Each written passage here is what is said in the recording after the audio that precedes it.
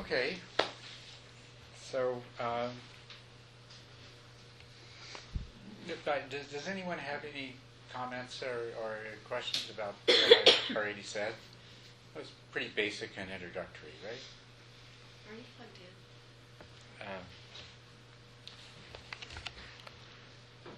No, now I am. Yeah. Okay. Yeah. No comments? Okay. Oh, yes. Okay, good. I get lost in all these lists. If I heard you correctly, you said there's 4 steps to awakening, and then there's 7 factors, and then there's 10 stages? Yes, okay. Sure. Okay, all right. Buddhism by the numbers is what it's called. Yeah. I'm real fixated. Okay. There's 10 stages in the development of the meditation practice. And by the way, there's a handout for all of you. Should be enough copies for everyone there on the stages of meditation. But there's 10 stages in the process of developing your meditation practice. Okay? And I did mention, yes, there are 7 factors of enlightenment, 5 of which are fully developed by the time you reach the 10th stage. So those are like qualities of being? Qualities of which? I'm sorry, that's like qualities of being enlightened? It's not No, they're qualities, they're factors that are necessary in order to become enlightened, or to become awakened. Okay? So those 7, actually what they are they're factors that are involved in the process of becoming awakened. So what those 7 are, are concentration and mindful awareness, that's 2. Okay, tranquility, or joy, tranquility, and equanimity, that brings us up to 5. And those are the 5 that you develop as a result of the meditation process. So the first, you start working on the first 2 right from the very beginning. Concentration and mindful awareness. When your concentration reaches a certain point, then joy, factor number 3, arises, and then as you continue, the joy subsides in intensity, and tranquility and equanimity arise. Okay, so those 5 will develop throughout the course of the 10 stages. All right? The other 2 factors of enlightenment, that's where you put these 5 to work. The other 2 are energy and investigation. So a way you could turn this into a statement and say that to become awakened requires an energetic or diligent investigation of phenomena, of the phenomenon of being a conscious entity in the world. Diligent or energetic investigation. So that's the 2 factors that you haven't already developed. So once you've developed concentration, mindfulness, joy, tranquility, and equanimity, then if you add to those diligent or energetic investigation, that's a total of 7, and that will bring you to the goal. Now, of course, you should do you should have the diligence and the investigation right from the beginning, in which case, by the time you got the others, you'll have all 7 at once, and you'll have all of the necessary factors for you to become awakened will be present. That's the 7. The other thing you mentioned was one that I don't think I mentioned tonight, the 4 stages of awakening. Yeah, I didn't. I think she was talking about the 4 milestones. Oh, the 4 milestones. There was Okay. 4, I'm sure. Oh, okay. Yes, all right. Well, the 10 stages, they can be chopped up, and we can identify within the 10 stages 4 really, really significant turning point events. And those were the first milestone is when you never forget what you're doing anymore. You don't ever forget the meditation object. The second is when you're able to attend to it single-pointedly. Instead of it being one amongst many things that are present in your mind at the same time, It's the only thing that's present in your mind. The third is when you can do that effortlessly. And then the fourth is where the joy, the tranquility, the equanimity, the joy, tranquility, and equanimity are all there as well. Okay, and that corresponds to the 10th stage. So really, and I'll be going over this more tomorrow. But if you happen to have already picked up that handout, that's what that I mentioned. This is made clear for you. But the first milestone corresponds to the 4th of the 10th stages. The second milestone corresponds to the 7th of the 10 stages. And the third milestone is the 8th of the 10 stages, and the final milestone of the 4th is the 10th stage itself. Okay? Thank you for helping me to clarify that. Yes. The numbers do make it a little easier to remember, though. At least for most people. Maybe not for everyone. Any other questions? Okay, I want to put this practice in context because there is scope for quite a bit of confusion with the different terms. Now, you may have heard that there's different kinds of meditation. And there actually aren't different generic kinds of meditation, at least within the kinds of things that we're talking about. If you were to include meditation, something like repeatedly reciting over and over again the name of the Buddha, that's really not quite what we're talking about. But most of the other things that you are going to encounter that are called meditation, really the 10 stages that I'm going to describe to you apply to them. So any other practice that you've learned or are learning or practicing, you can adapt these 10 stages to help you advance in them. Because no matter what you're doing under the label of meditation, when you sit down to do it, you're going to forget what you're doing. And your mind's going to wander. And so, you see, there's nothing you can call meditation that progress to this 4th stage doesn't include. And as we go along, it'll become clear how this applies to any other kind of meditation in the higher stages as well. But things you might have heard is that there's concentration meditation and then there's mindfulness meditation, as if they're two different kinds of things. And that's absolutely not true. Concentration and mindfulness go together. The fully conscious awareness and being able to control the movement of your mind, having stability of your mind, go together. Now, and the words you might have heard, concentration, the word for concentration in Sanskrit and also in Pali, which was the language of the original language of the Buddhist sutras.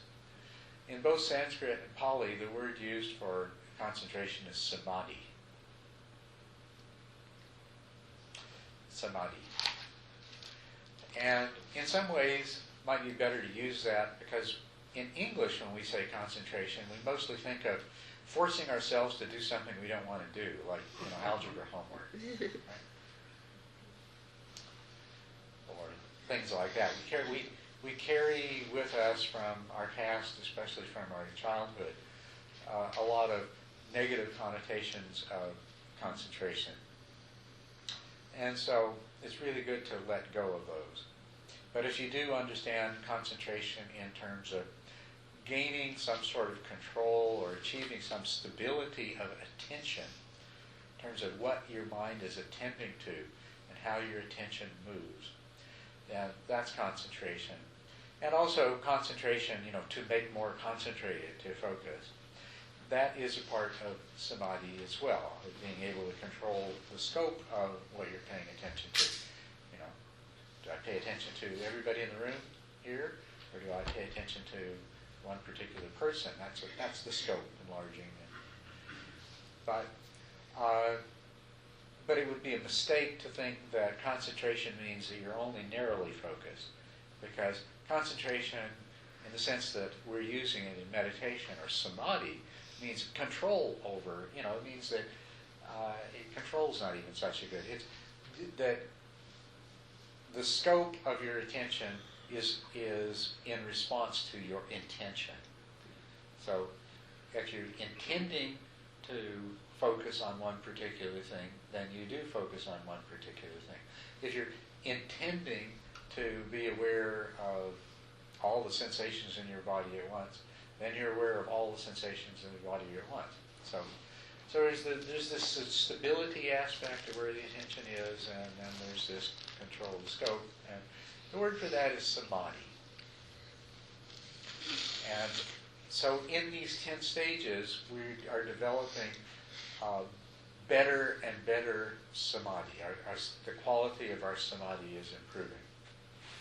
And it becomes right samadhi when what we pay attention to is what we intend to pay attention to, rather than what is inherently most interesting to the mind. You know, there is wrong samadhi, and there's good samadhi, and then there's samadhi that is dependent upon external factors. So, you know, you can concentrate really well on something that is very attractive and interesting to you, right? There's no problem concentrating on that at all. And there's also a quote from someone or other that there's nothing like your impending death to concentrate the mind.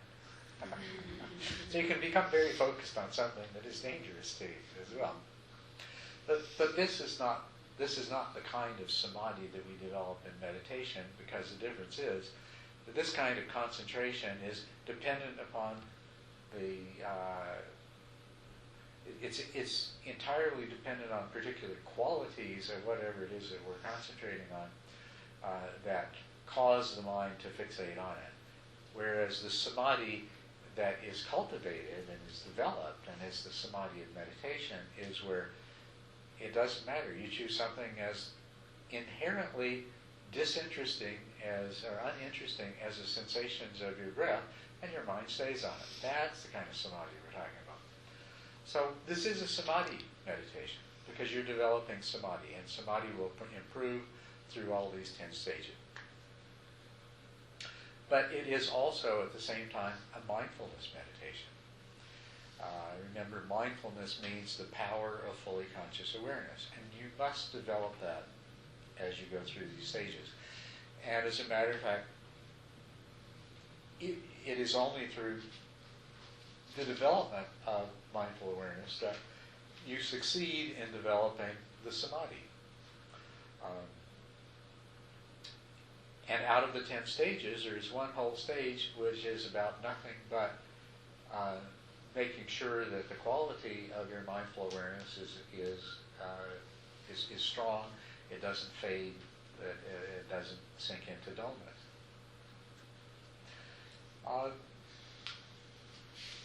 Mindfulness is also known by the name sati, and that's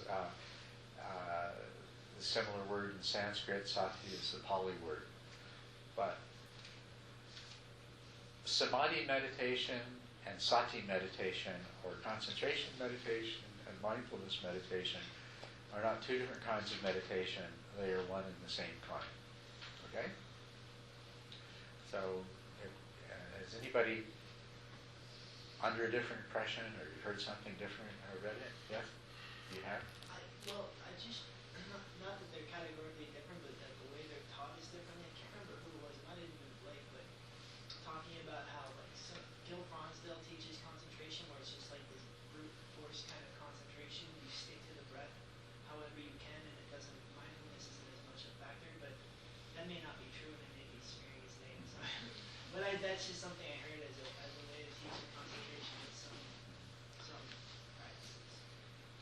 Well, there are different ways of teaching meditation, and they may sometimes present themselves as creating this kind of distinction. But I want you to see into this a little more deeply and recognize that no such distinction is really possible, because now brute force concentration is just a way of developing concentration. But I'll tell you what happens with absolutely any way of developing concentration if you don't develop mindful awareness at the same time, is that when either the kind of techniques that I'm going to teach you, well, I've been teaching you for a while, you already know, but anyway, the kind of techniques that are in the method we're talking about here, or brute force trying to make your mind concentrate on something, as soon as your mind stops moving around as much, what's going to happen is dullness is going to develop. And dullness is the opposite of mindfulness. You know, conscious awareness and less conscious awareness, mindfulness and dullness. Fully conscious awareness, that's as much mindfulness as your mind's capable of generating, at least the way it is in the form that it is right now. And dullness, if dullness becomes strong enough, you fall asleep. But if you don't develop mindful awareness, what will happen as you start to develop concentration is you will enter into a strong state of dullness.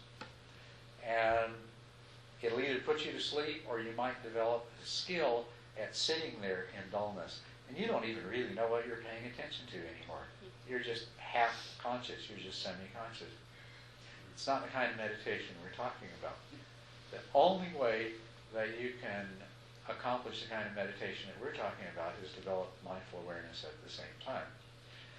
And now there's other ways of meditating where you're told, don't worry about concentration. Just, whatever comes along, you just note it and come back to the breath, or come back to the object, or whatever it is. Or just note whatever happens to arise. Things like this. These methods go by the name of choiceless awareness. I'll just sit there and notice whatever happens. But now if you look at that, especially if you've ever done that, but if you haven't, just imagine what that's like. Okay, just look at your breath. If anything else comes along, just note it and go back to the breath. What's going to happen? You're going to forget what you're doing. Your mind's going to wander. And the only way you're going to ever succeed at that practice is to someday get to the point where you don't forget what you're doing.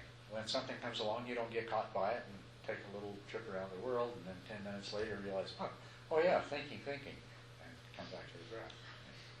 You have to develop, you can't do that practice without developing what we are calling concentration. Choiceless awareness. You sit down to meditate, you got a gazillion things passing through your mind. It's like a river in flood. It's just stuff going through, you're feeling this, and you're hearing that, and you're thinking this. And same thing. It's that flood is going to carry you away. Choiceless awareness, it's more like, when you stand in a rainstorm, you don't choose which raindrops hit you, right? The only way that you can practice choiceless awareness is to calm your mind to the extent that everything slows down so that you can actually follow one thing after another as it arises and passes away. So what I'm pointing out to you is you cannot do any of these other practices if you don't develop concentration. As a matter of fact, you go to the teacher and you learn them, you're going to sit there forgetting and mind wandering until you develop sufficient concentration to actually do the practice. So although they may disregard the concentration, they may even poo-poo the concentration, you're going to have to develop it anyway. There's no alternative. Would you agree with that? Yeah. From my experience. So that's why I say that in any of these meditation techniques, no matter what they call them by, they say, I'm going to teach you concentration, don't worry about mindfulness. But if you don't learn mindfulness, you're going to sit there in a stupor. You may think you're concentrated, but you're going to sit there in a stupor. Or somebody says, I'm going to teach you mindfulness, don't worry about concentration. you're going to sit there and alternating between daydreaming and sleeping until you develop concentration. So all meditation, in as much as it is meditation, involves the simultaneous development of both of these, and they support each other. Yes? How is it with the practice of repetition and mantra? That what you're saying that would lead just to automatic repetition and not mindfulness, right? Oh yeah. If you do mantra repetition, if you don't develop mindfulness and you stay on the mantra, you'll end up in a zoned out state, sort of a self-hypnotized state.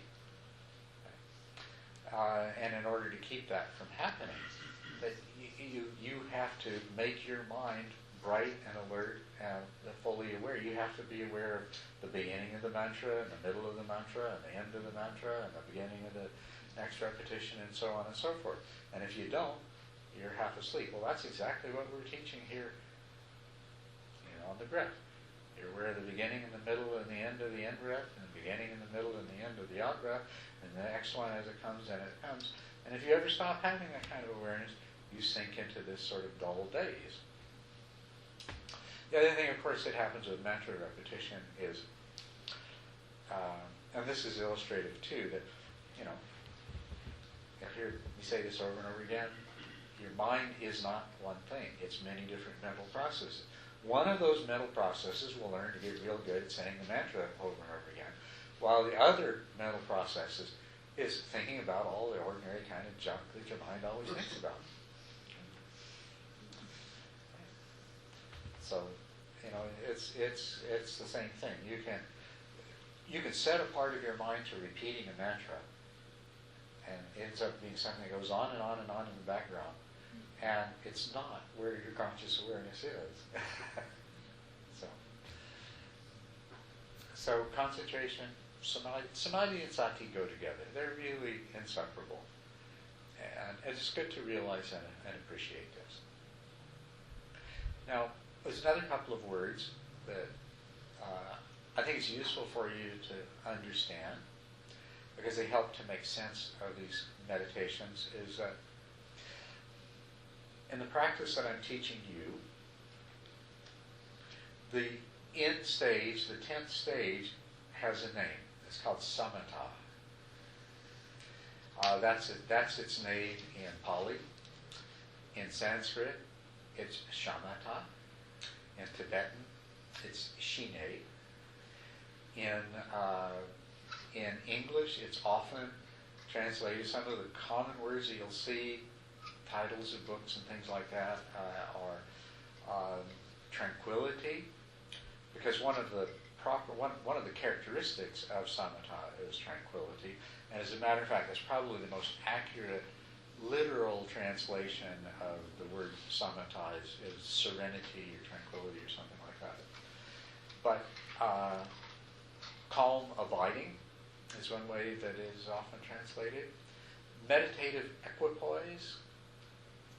I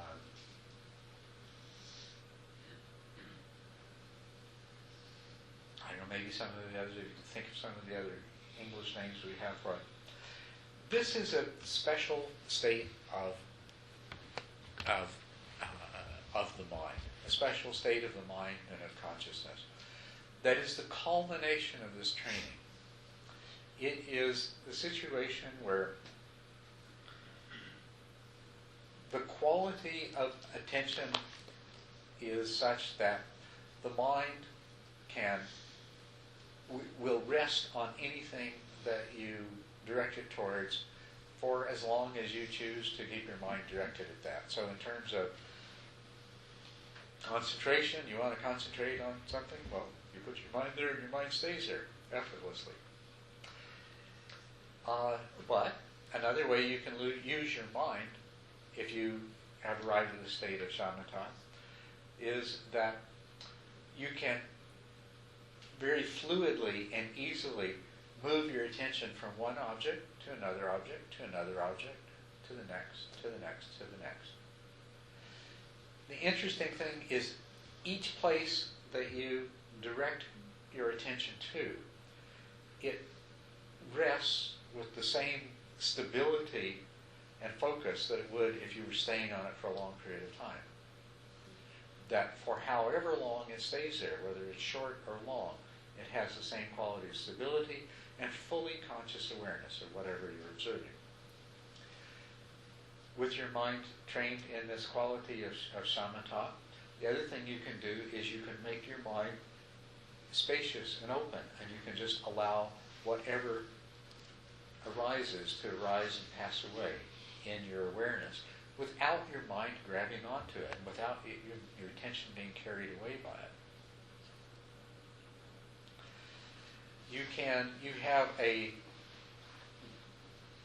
can influence the quality of this mindful awareness. If you make it open and spacious, you can relax and let various things come and go. Sensations, thoughts, this, that, and you can just watch them come and go. Or the other thing that you can do is you can just let the mind be completely at rest and stop doing things. You have this quality of the mind, the way the Buddha described it, he said the mind is malleable and wieldy. Something is malleable if you can shape it to your purpose. And you can see how the attention is malleable. And as I said, it's also wieldy. You can move it easily from one thing to another.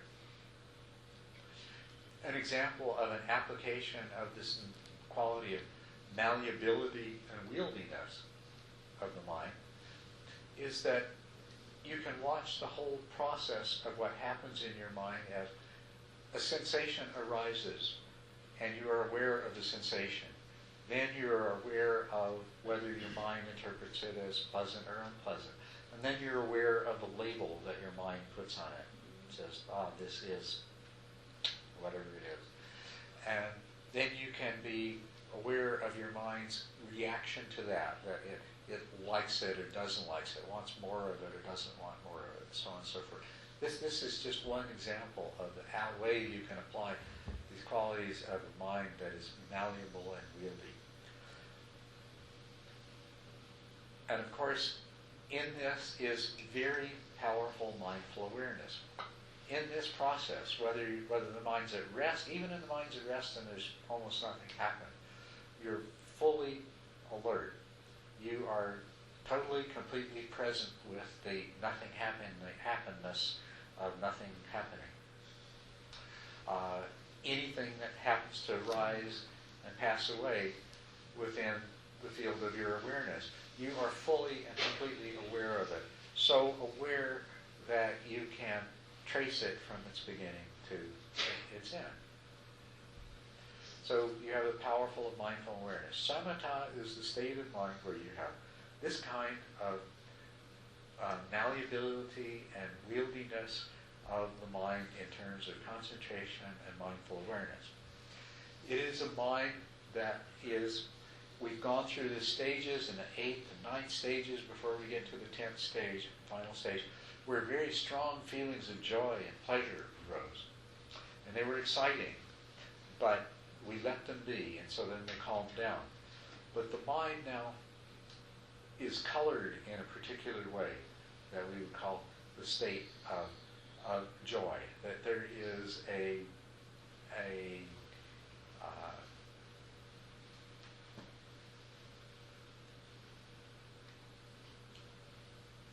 the state in which the mind exists is one that has a natural propensity towards experiencing pleasure and happiness. In addition to that, there is tranquility. The excitement is gone. And so there is no excitement in response to the pleasure that's rising. The pleasure just happens, comes and it goes, comes and it goes. There's equanimity. The mind is not reactive. It's not wanting more of this and less of that, and wanting to do something about this and change that. So this is what samatha is. This is the 10th stage of these 10 stages is samatha. Okay? Now there's another word that is often used at the same level, at the same descriptive and discussive level, and it's vipassana in Pali, or vipassana in Sanskrit, and it means insight, it means special insight, understanding, wisdom. Doesn't mean ordinary, mundane insight.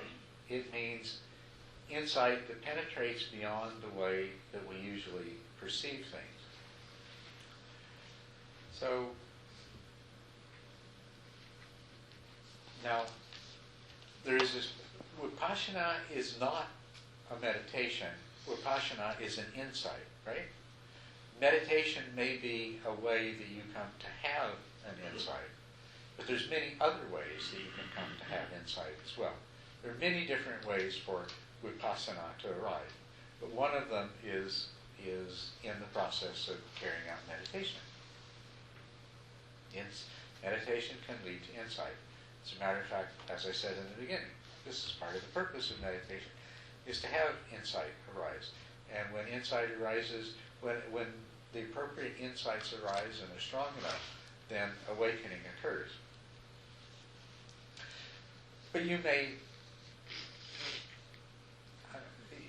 well probably have, most of you heard, oh, well, there's insight meditation, and that's different than concentration or samatha meditation. But how can you have, insight is a result. It's not a kind of meditation. And it's a result that the Buddha taught us can arise in daily life.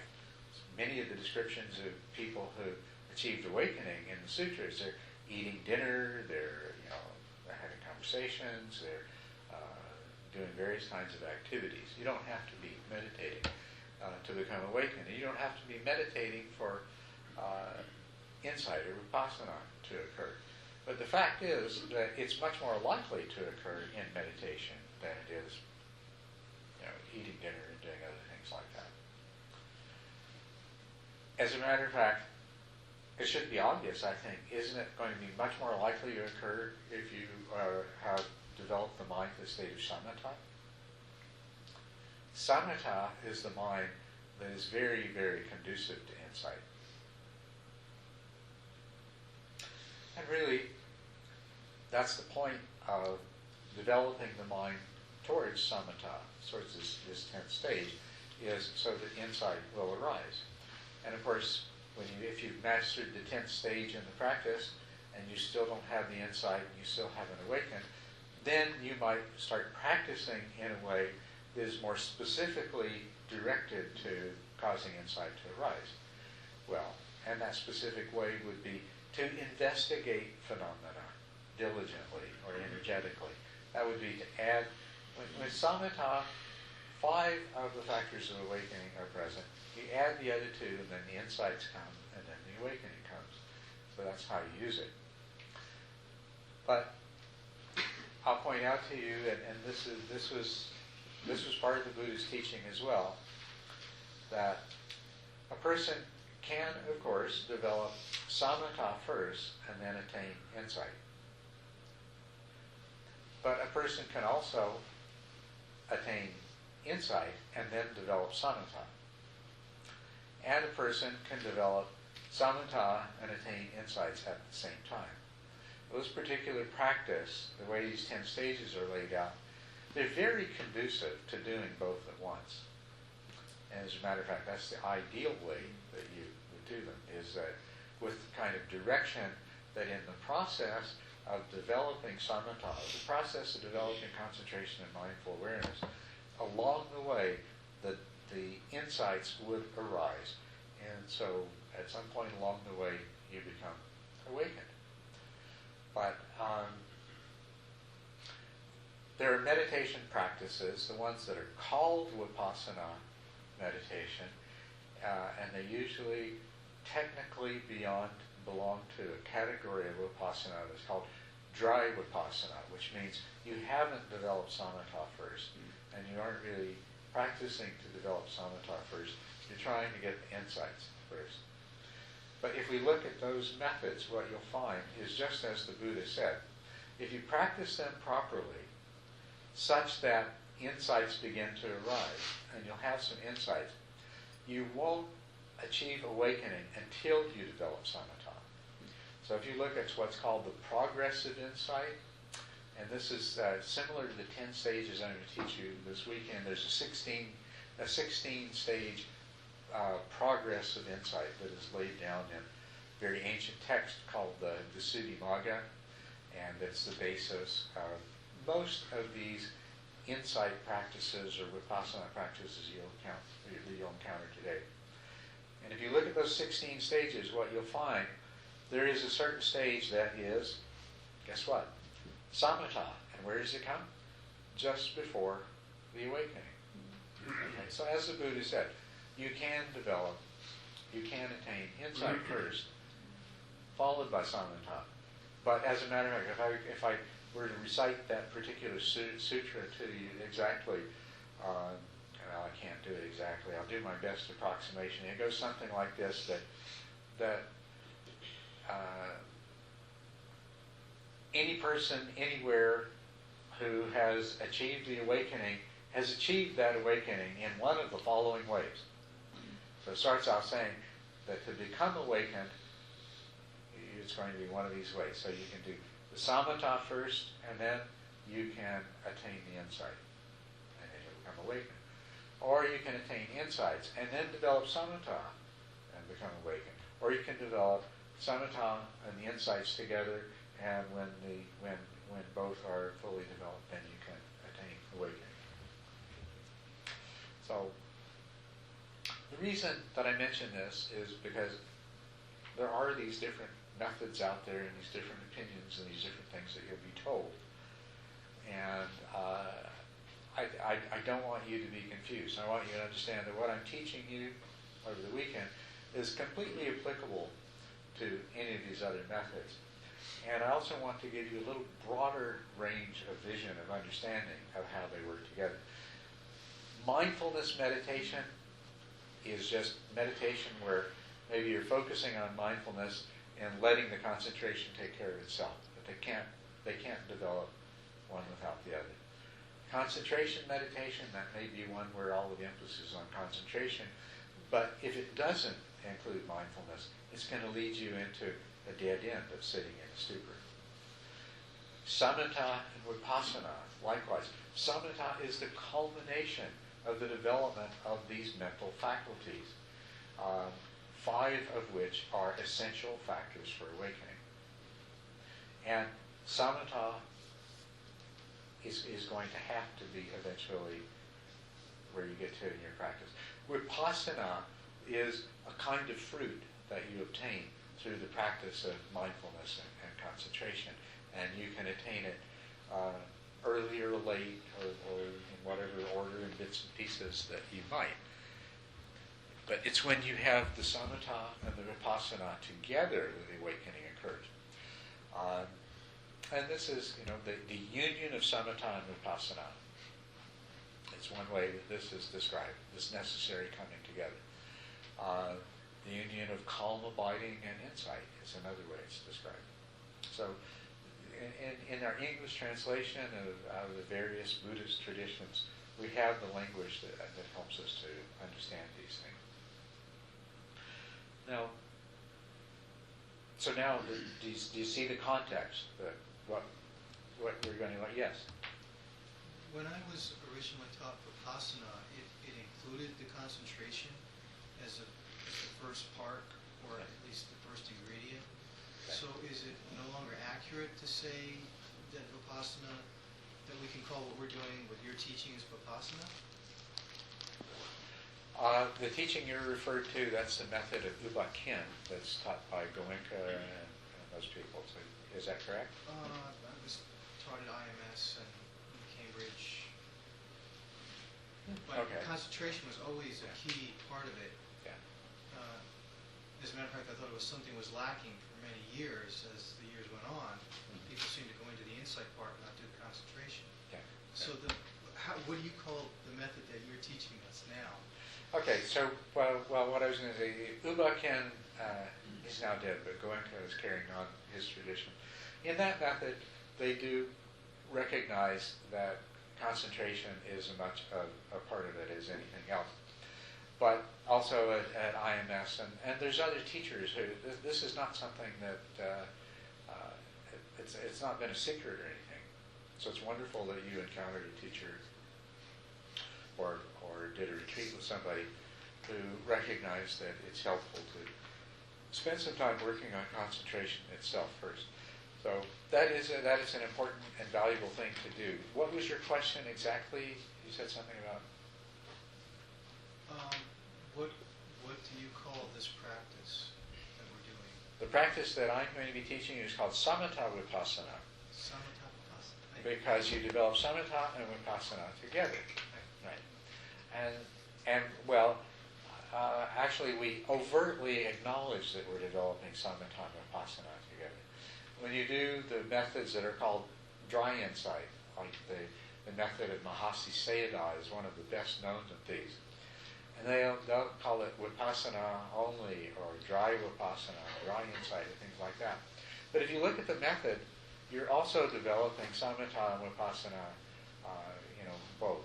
It's just that there's more emphasis on the Vipassana first, and then the Samatha comes later.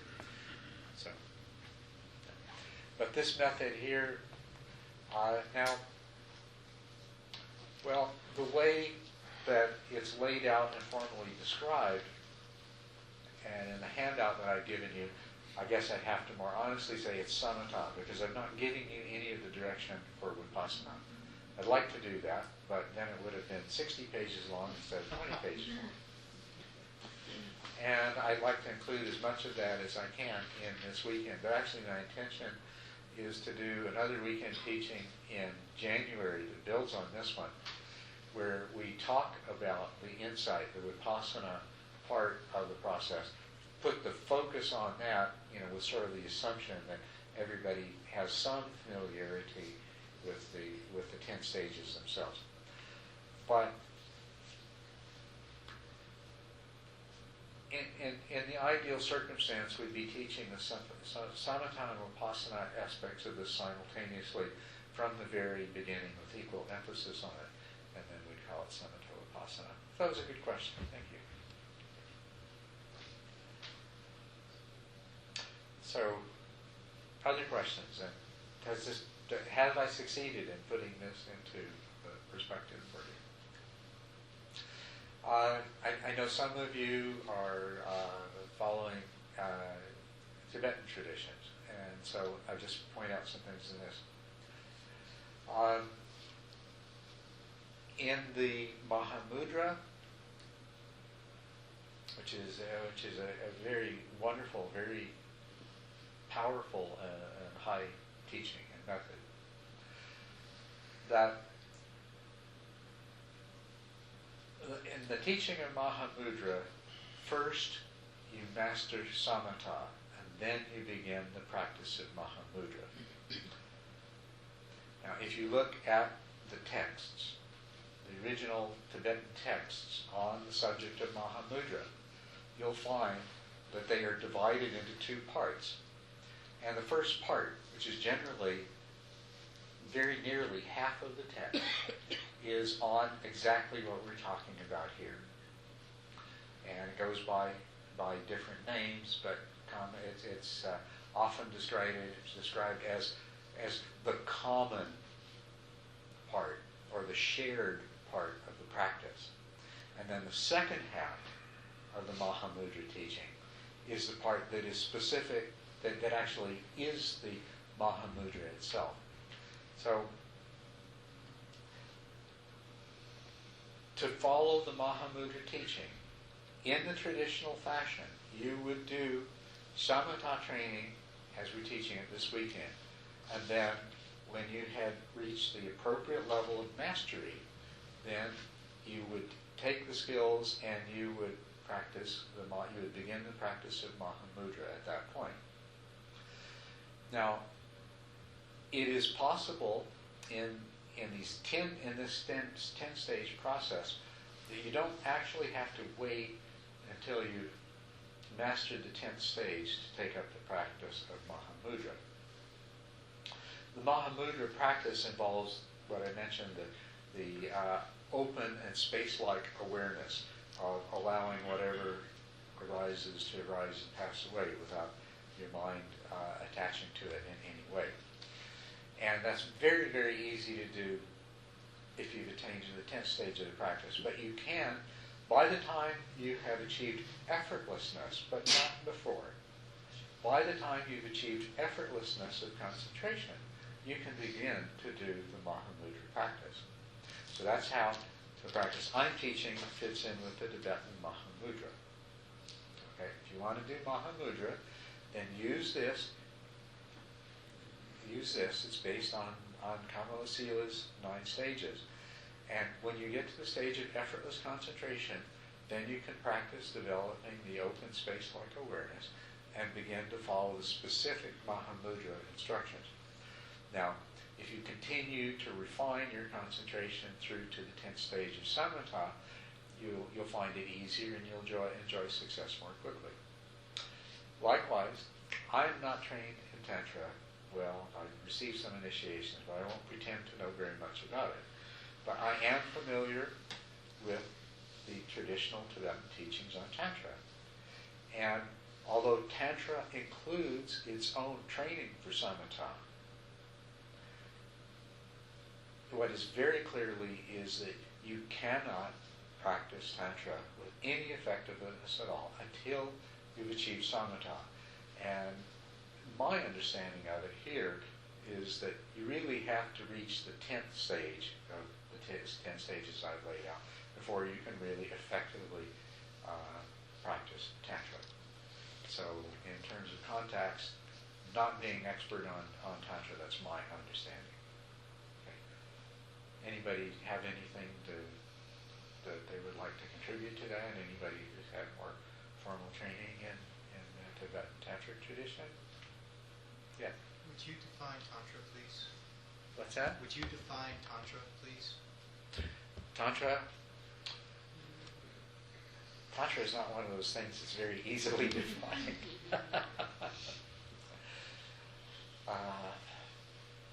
Actually, is there anybody else here who would like to provide a concise definition of Tantra?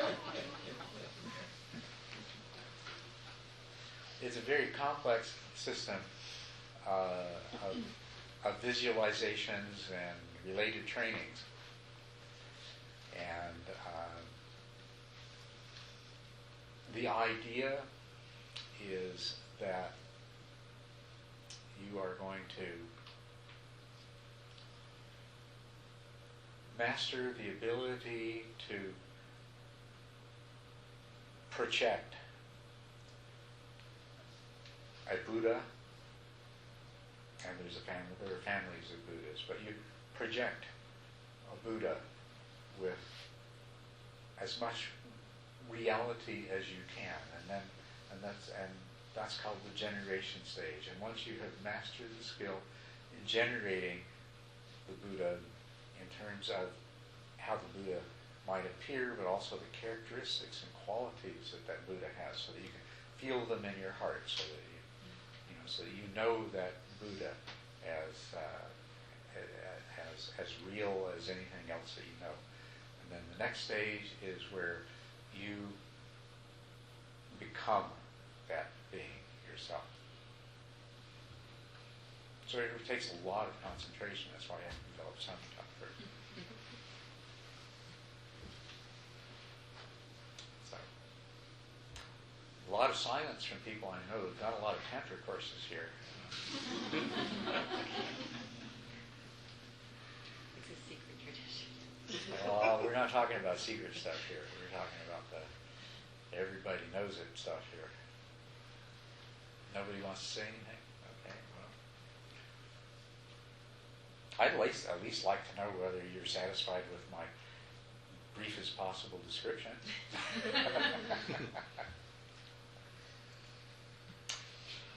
Nobody's TCMC. Okay. Yeah. Is tantra the same thing as tantric sex? I'm sorry, I know that's very Great question. racy. Actually, there is a connection, but they're not the same thing. No. Right. There is a connection.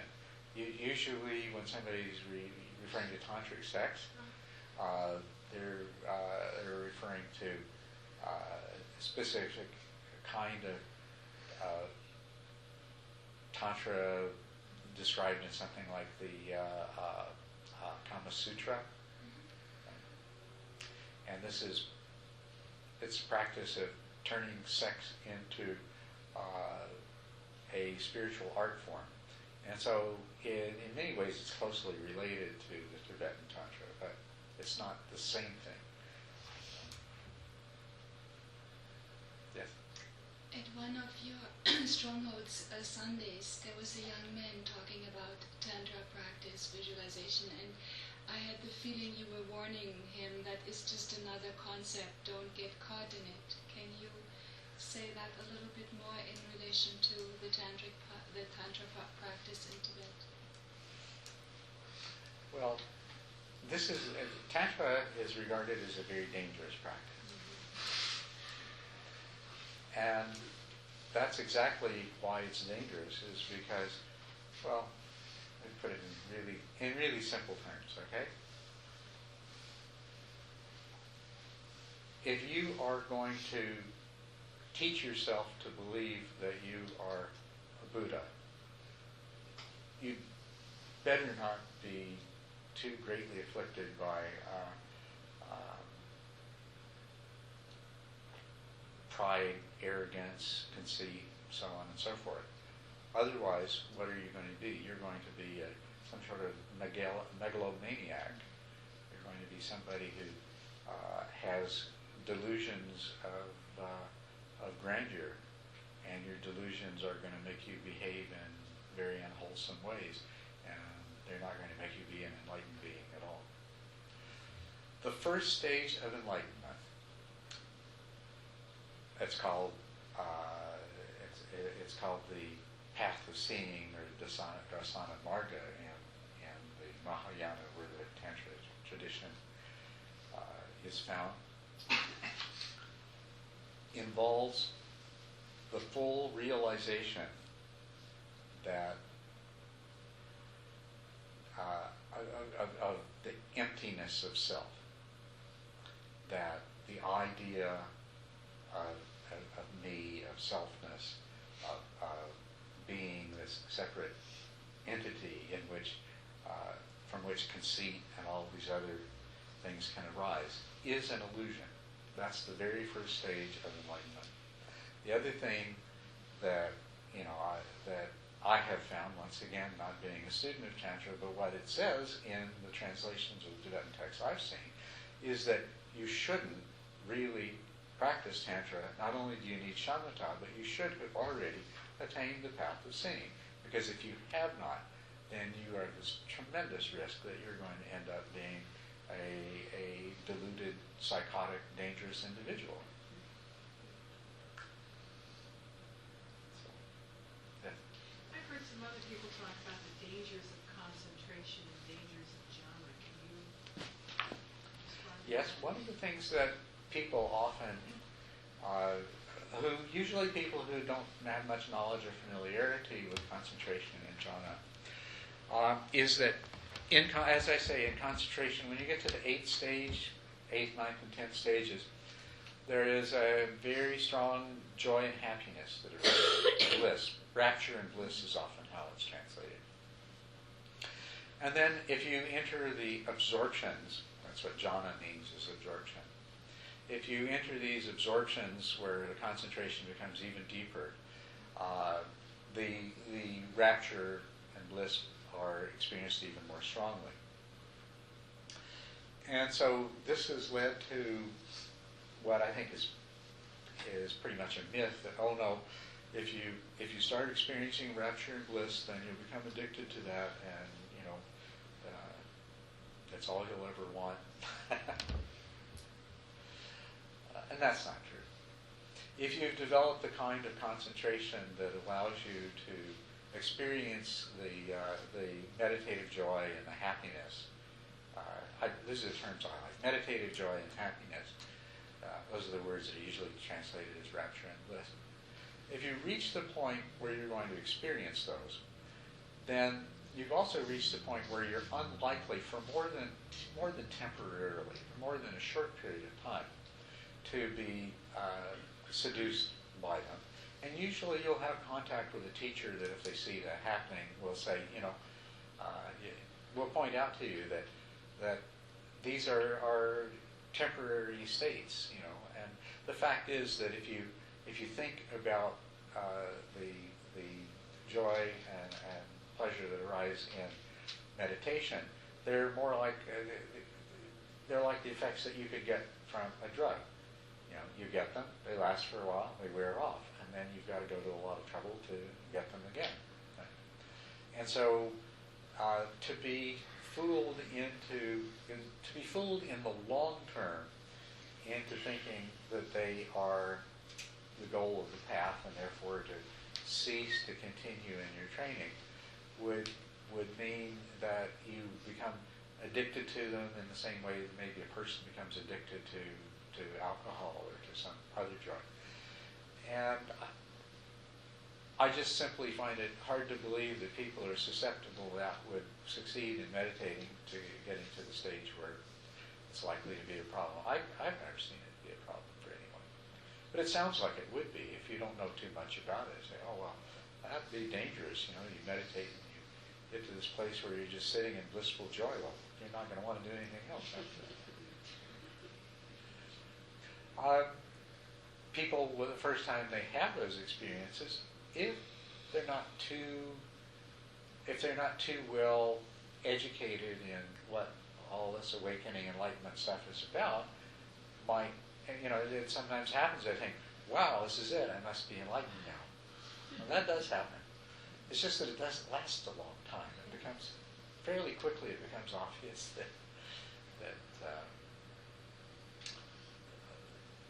it's not really the goal. But I suppose there is, at least theoretically, an element of danger there. But I don't think it's anything like the ego attachment that someone might develop to certain other kinds of practices. In any case, for all of these, what I'd just like to say for all of these advanced practices is the traditional recommendation is that you don't engage in them unless you have close contact with a very qualified teacher. If you don't have close contact, then you are going to be at risk to whatever things that your mind and your ego might lead you to believe and might end up serving as traps for you. But if you have contact with a qualified teacher, they'll quickly recognize that you're starting to do that, and they'll bring your attention to it and direct you to make the appropriate corrections.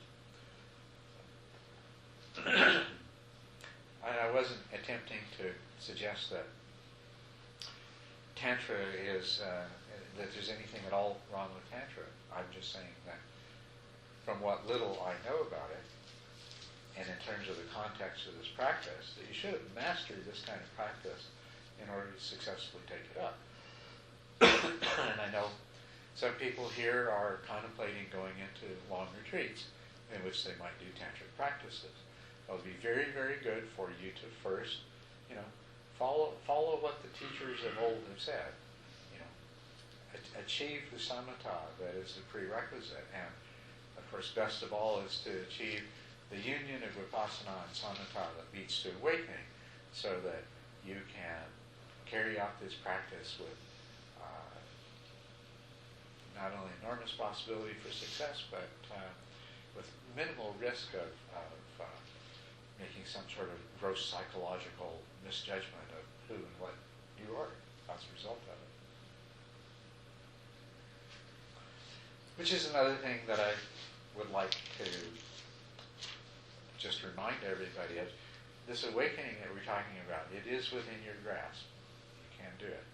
The first step is to begin the practice of something like we're talking about this weekend, and incorporate other practices that might help you as well into it. But it's not something that's beyond your reach. It's beyond the reach of it. It's within the reach of every one of you.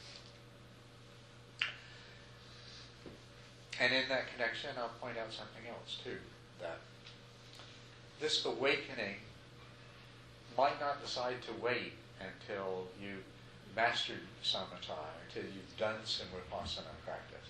It can happen anytime. Enlightenment is an accident, and spiritual practices make us accident-prone.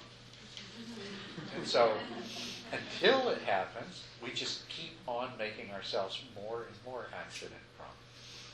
So,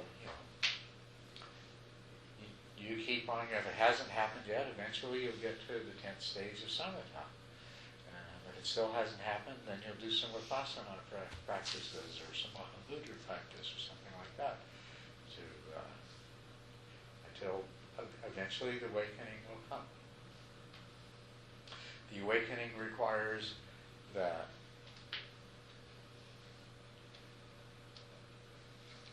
you have insight and that you have these various factors of awakening.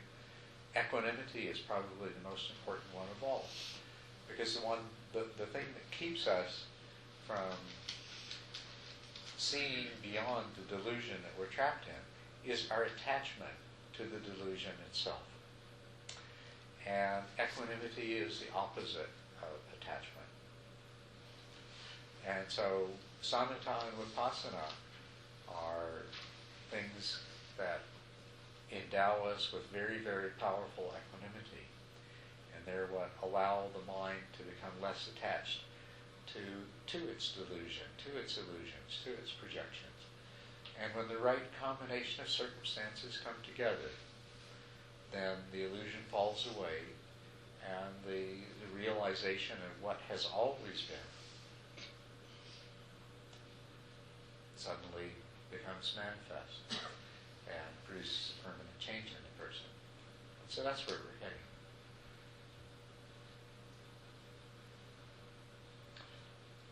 Anybody else have questions? Could you just say again what level in the stages you need to get at before you start practicing Mahamudra, like specifically the number? Okay. Because I didn't understand which one it was. Okay, well, what you need is that degree of malleability and wieldiness of the mind that the Buddha talked about in the practice Mahamudra. And of course, if you reach the 10th stage, then you really have that. You can practice it very easily. But if you look at those stages, we'll go through them in more detail. But in the 7th stage, you have the ability to control the movement of the mind, and you can be single-pointed. In the 8th stage, that becomes effortless. And so once it's effortless, then we can give up the crutch that we've used up to that point of keeping the mind fixed on a single object. I shouldn't call it a crutch. It's a valuable, valuable tool. It's a wonderful tool that we absolutely, it's helped us all the way. It's been very, very useful to keep the attention focused on a single object up to that point. But when we achieve the level of effortless concentration that corresponds to the 8th stage, then, if we want, we can begin to experimenting with these forms of mental stability that no longer rely on a fixed object. So you start practicing Mahamudra at the 8th stage. But the problem with trying to do that before that is that as soon as you let go of the object which has served as your anchor to keep you to help keep you aware of what's happening with your mind and to keep bringing you back to the same place, that when it's not effortless, it means that there are other forces within your mind constantly trying to take you in other directions. And so if you haven't reached the point of effortlessness and you give up that anchor that the fixed object provides, then what's most likely going to happen is your mind's just going to very quickly slip off into some form of mind wandering or dullness. So that's why the 8th stage is where you can begin effectively to do it. Okay. Also, we mentioned the jhanas here. I should put this practice in the context of the jhanas. Now, there are jhanas mean absorptions, where the mind is, to a greater or lesser degree, fully absorbed in one single object or one single state. And if we look at how the jhanas are described and defined, we find that jhana means absorption, and it's an absorption in which what are called the 5 hindrances have been overcome. And the 5 hindrances are sense desire, ill will, sloth and torpor, agitation due to worry and remorse, and doubt. We'll talk about these in more detail over the weekend, but there are these 5 things which they're hindrances in every part of our life. You probably recognize that as I was saying. They are hindrances to your meditation from the very beginning. But to define something as a jhana, we mean that the mind has reached the stage where all 5 of these hindrances have been overcome. There's absorption in an object, and there are present what are called the jhana factors, which are directed and sustained attention, obviously, and single-pointedness, obviously, and the meditative joy and the happiness. So these are the jhana factors that are present. So this is what a jhana is. To make it a little more clearly, let's put it this way. When you've progressed in the development of concentration and mindful awareness to the point where the hindrances are no longer interfering with your ability to concentrate. And this is certainly true by that 8th stage of effortlessness, which I talked about. And when the jhana factors are present, which is also that 8th stage, where there is effortless, and there is also meditative joy and pleasure. So there is directed, sustained attention, single-pointedness, meditative joy, and happiness or pleasure. Those are the jhana factors. So those jhana factors are present at the 8th stage, and the hindrances are overcome at the 8th stage. So all you need to do at that point to practice jhana is to enter into an absorption with an object of some kind. Now, there's some people's description of jhana, which just simply is the stages that I'm teaching you. So if you master these stages, the 7th, 8th, 9th, and 10th stages, you'll already be practicing what some people define as jhana. But there are deeper and more profound levels of jhana that a person can practice. So the deepest level of jhana is where the mind is completely withdrawn from the senses. You're no longer aware of sounds and bodily sensations. The mind is completely turned inward. It's like, it's just turned, it's like your eyeballs are rotated 180 degrees and you're looking inward only. And that's all that you see. That's the deepest kind of jhana. And to access that, you really need to get to the 10th stage of samatha. But there are lighter versions of jhana that are much more easily accessed, that you can access quite readily when you've achieved the 8th stage of the practice. You can actually, when you're at the 7th stage and it's not effortless, you can enter these absorptions and experience effortlessness. And so these lighter jhanas can serve as a mean for helping you to deepen your concentration and more quickly advance to the later stages. You understand what I'm saying? Yeah. Why would I want to go to a place like that where I don't feel anything? Well, there are a variety of reasons, but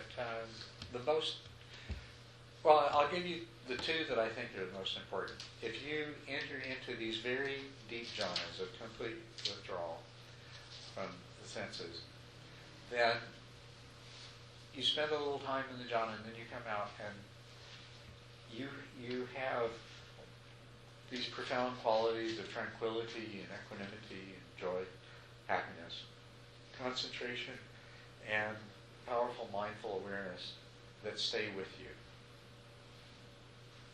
So that's one reason.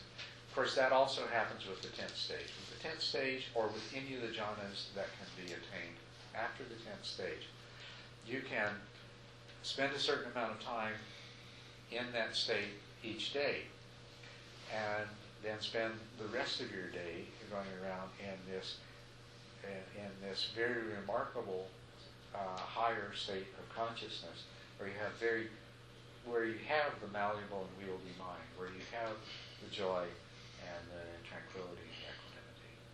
So that's one reason. If you're going to practice mindfulness in your daily life, this is a very rapid road to insight. The other reason is that the jhana practice itself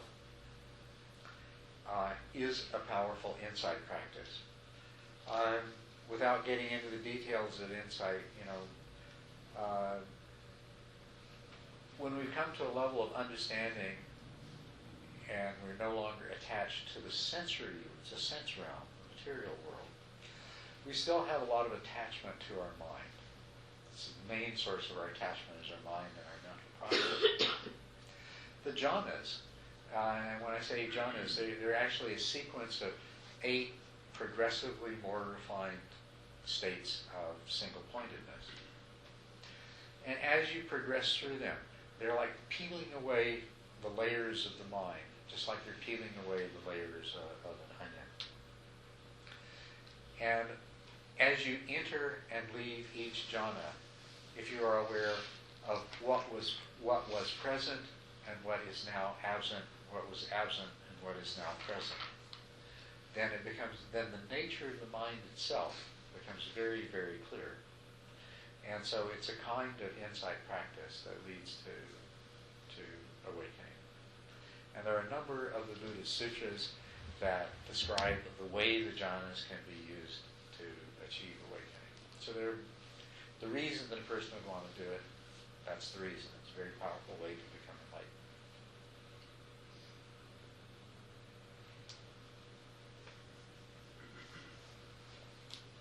Other questions? Have I overloaded you here with too much information? No? Perfect. Good. Okay. So I do worry about that. I know at some point the brain's full and it just starts to overflow. So I'm glad that I didn't get to that point with you.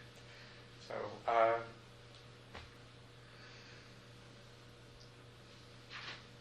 Questions, thoughts, comments? Yes? How much of tomorrow will be in meditation and how much will be Dharma talk? It's difficult to say exactly. What my plan is to use meditation, especially short periods of meditation, as we go along to try to illustrate the points that I make.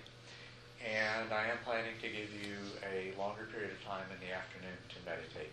It's going to be mostly, the weekend's mostly a teaching retreat. Okay, there's probably enough information in this to fill a 15-week university course. And of course, the best way to do it would be a 15-week university course with many multi-hour-long labs, which would be the meditation.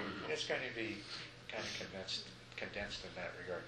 I'm going to try to include as much actual meditation as I can. What I don't want to do is just leave you to sit for 45 minutes and struggle with practice.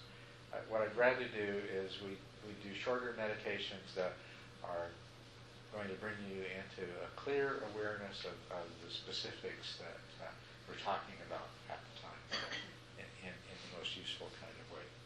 And like I say, I rely a lot on your feedback. I don't have a set plan. I don't have an idea of exactly how I expect this weekend to unfold. So your feedback is going to determine how much time we meditate, how much time we talk, what we talk about, and what we meditate on.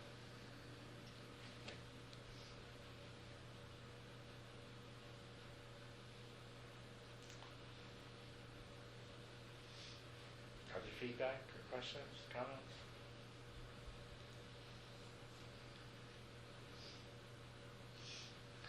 There's 9 minutes left on the clock. What am I going to talk about?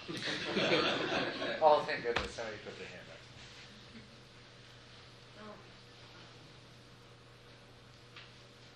How you would be,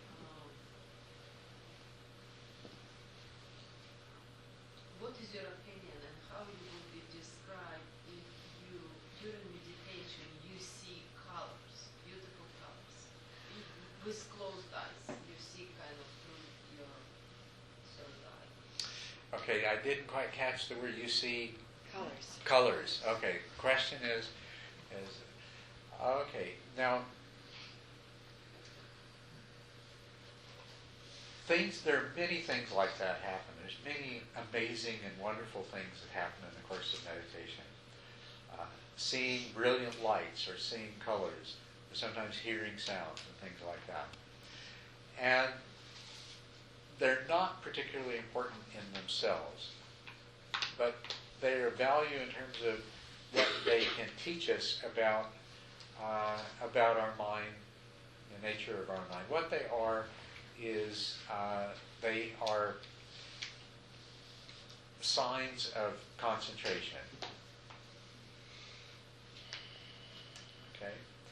And they'll vary enormously from one person to another. Like you may be a person that when you sit down to meditate, you see a lot of very brilliant and vivid colors behind your eyes. But there are other people who may never have that experience at all.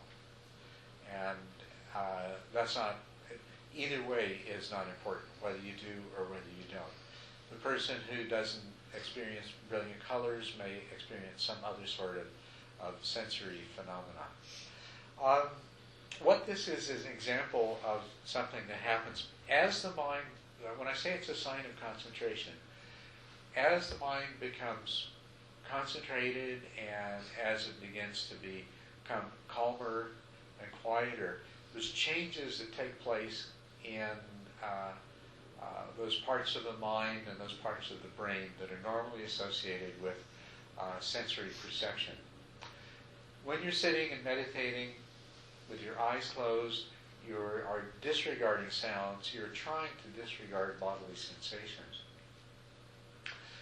This process has an effect on those parts of the brain which normally would be seeing and hearing and feeling, and also tasting and smelling, for that matter.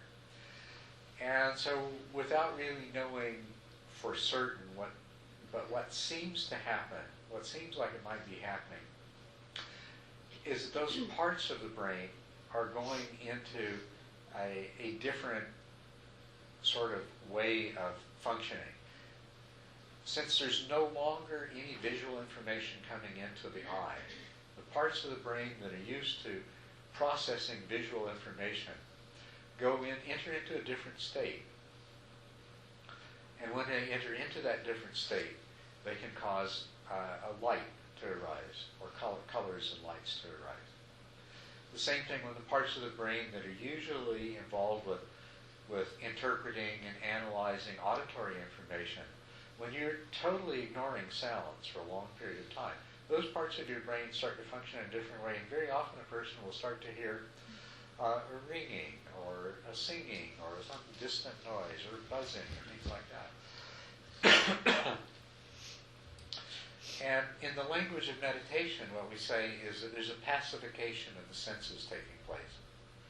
Instead of that part of your mind and that part of your brain doing what they normally do, capturing this sound or that sound and trying to decide what's important and thrusting some particular sound into conscious awareness, they quit doing that and they go into this passive state. And so instead of hearing normal sounds, There is just some version of the mind and the brain's white noise, and the same thing visually. Some light or color or some mind-generated visual phenomena that takes the place of normal vision, including, you see, when you sit with your eyes closed, if you're a visual person, you'll have a lot of visual imagery arise. Visual memories and visual imagination and things like that. When you persistently ignore those, then they stop and you get the light and color instead. The same thing, interestingly, happens with the body. You're sitting there meditating, and there's the aches and the itches and the pressure of your body against the cushion and things like that. And to a greater or lesser degree, they're sort of slipping in and out of your awareness. You're more or less aware of them at different times. And of course, some sensations are more irritating or painful than others, and they keep being thrust into your awareness. But in your practice, you keep disregarding them. You keep ignoring them. You keep coming back to your meditation object. And at some point, the part of your brain and mind that has been processing those sensations that are always there makes the same kind of shift. What you find is, all of a sudden, and it usually is pretty sudden, maybe not like that, but at some point you'll become aware that, wow, I don't really feel any of those things anymore.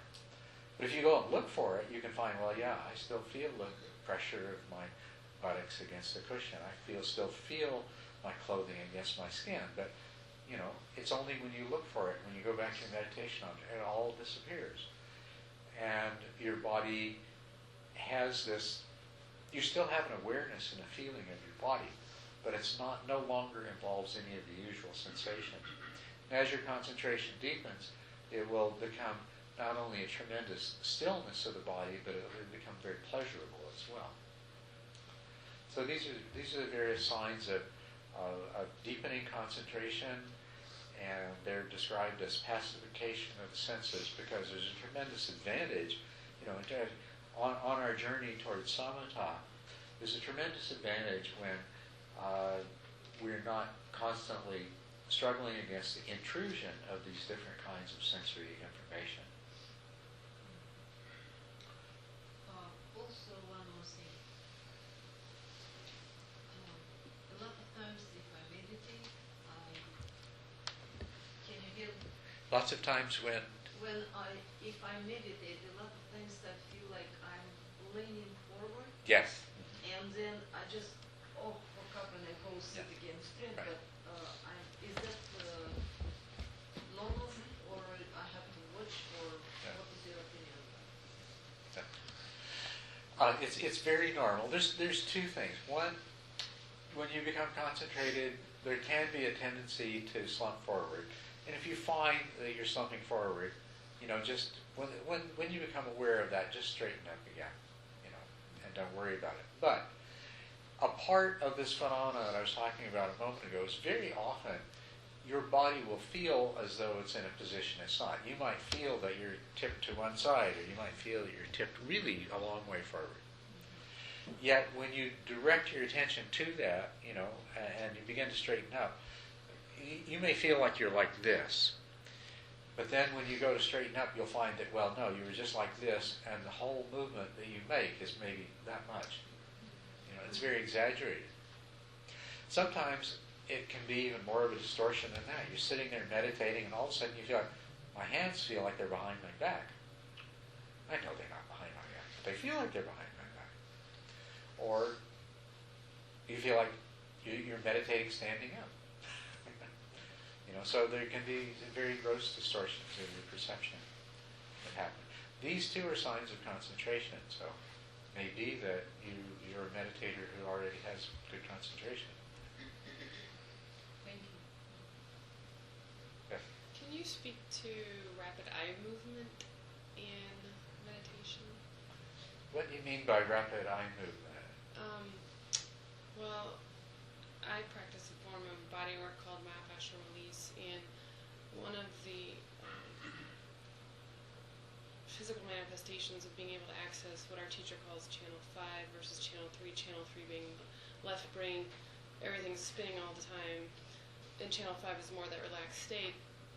One of the things that some people do experience is they move into rapid eye movement really quickly, and I do that too.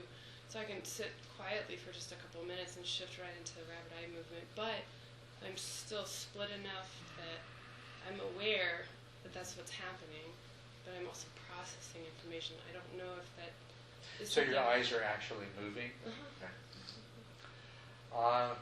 I have to admit, this is the first time that I've encountered this.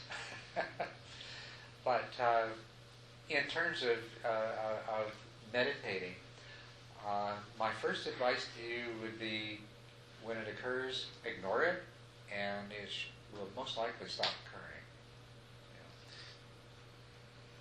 You know. As a matter of fact, you'll find that the advice is that way for most of these kinds of things that happen. There are a lot of spontaneous body movements that will happen during meditation, jerks and rocking movements and things like that. And unless they're of a nature to really, really be disturbing and distracting, the proper way to treat them is just ignore them, and they'll let them go away by themselves. So that's what I would suggest. But if you try that, and if you find that it continues to happen and is disturbing to your ability to meditate, then we could try some other things to deal with it.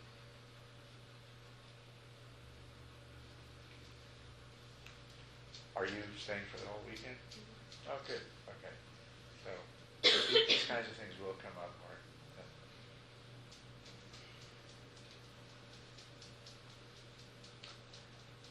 All right. Well, then I've kept you long enough. You have to go home and rest and be ready for tomorrow. So thank you very much, and please make sure that you take one of those handouts with you, and if you have a chance to read it before we start talking tomorrow, that would be very good. I'll see you at 9 o'clock tomorrow morning then. Thank you.